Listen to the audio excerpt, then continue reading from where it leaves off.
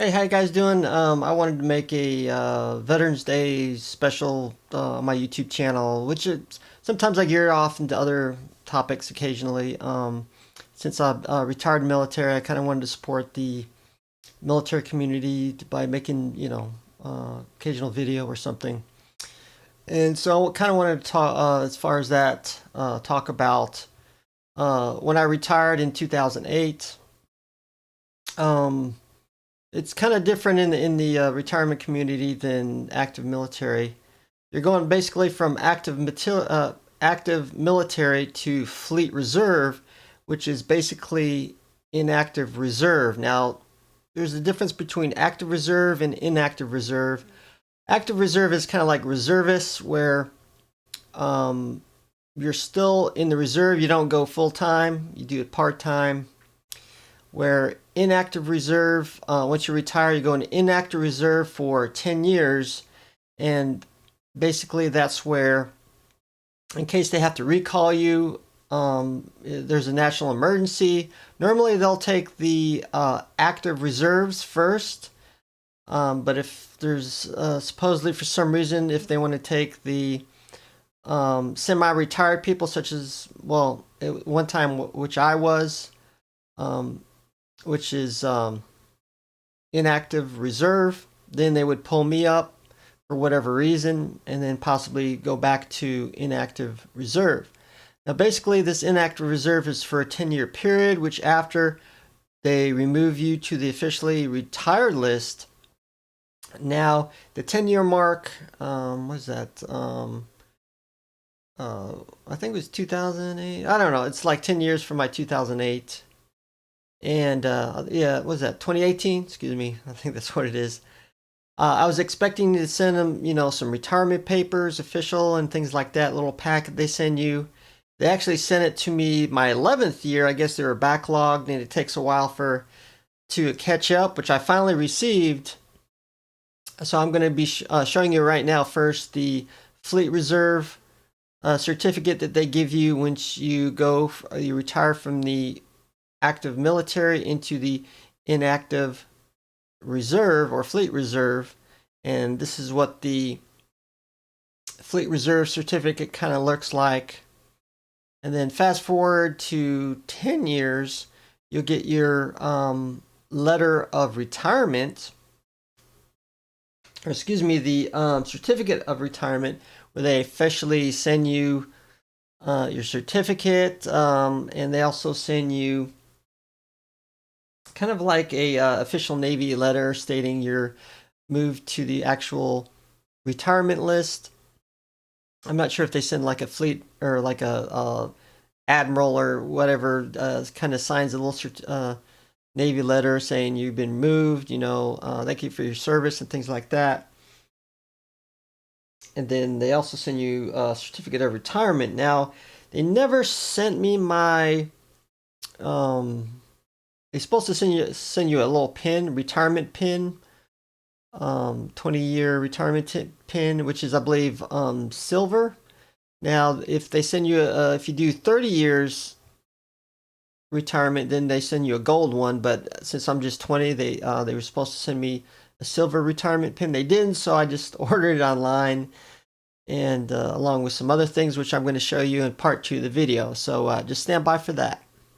Hey, how you guys doing? I wanted to show you a couple things. And I was talking about they were supposed to send me a retirement pin after 20 years, which they didn't do, but you can. I get some of my stuff from Vanguard. They do some of the official military pins and things like that. So this is, I know it's a little hard to see. It's a small one, but it just has this is what the retirement pin is right here. So I paid for that. Unfortunately, a lot of my emblems and things I've lost and found again. So I couldn't find my original ESWS pin. I was awarded, I had to go through a oral board through all the chiefs for ESWS qualify, which is enlisted surface warfare. You have to qualify for it. You have to do the PQS, which is actually in depth because you have to get, I think like some of the damage control. You have to get like all the way to on scene leader and different things. So had to get that, and just showing you the pins backing right here. So yeah, I just went out and bought me one to have that. Now, also, I originally lost my ribbons, which I found them again, which is right here. Now, this is from Thin Metals, and you can see it's very thin. You can buy the traditional ones, but they tend to be very thick, and they often fall out and things like that. Now,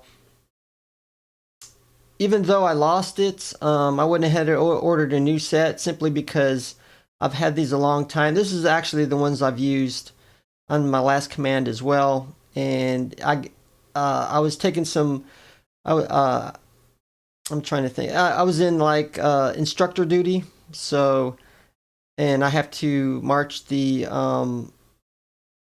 cadets or whatever to and from school. So I got caught in the rain, and so, and then I put this in my car, and it heated up, and it caused it to actually warp quite a bit, and you can see kind of it got warped, and some of the things fell off because they're glued.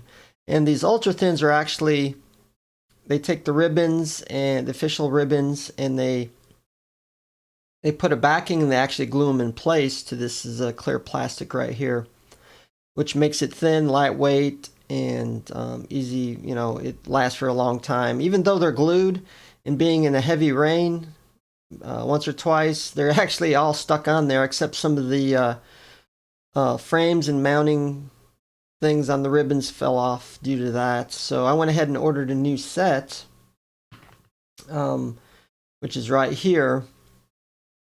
Now I opted for, in this case, they're held in place by magnets, because if you use the traditional sets, you actually have to push this through the uniform or whatever you're going to attach it to, and it leaves holes, and over time it can, you know, damage whatever you're wearing it on. So that's why I decided to opt for the magnets. Now these are very powerful magnets, so you have to be careful how you pull them off, because they're held in place by foam, sticky foam. So you actually have to slide them. I'll actually use something like a piece of paper to attach it to, so they're easier to slide and mount in place. So they won't leave holes, and you won't damage your clothing when you wear them on it. And as you can see, some of the like this right here, the frame fell off the original ones, and this little center emblem as well. So I wanted to, like, because I occasionally I still wear them for like Veterans Day, Memorial Day. I'll wear them on regular civilian clothing just to support the military. And oops, it's not in focus there. We'll leave it right there. Hopefully you can see that a little bit better. So very good. I mean, they cost, yeah, they definitely do cost a lot more than you go out and buy the individual ones, to the traditional ribbon bars. But these are so there's pros and cons with this. They're permanent, they're lightweight, they're very thin on your uniform, and you can get the magnet mount so you won't damage your clothing wearing this as well.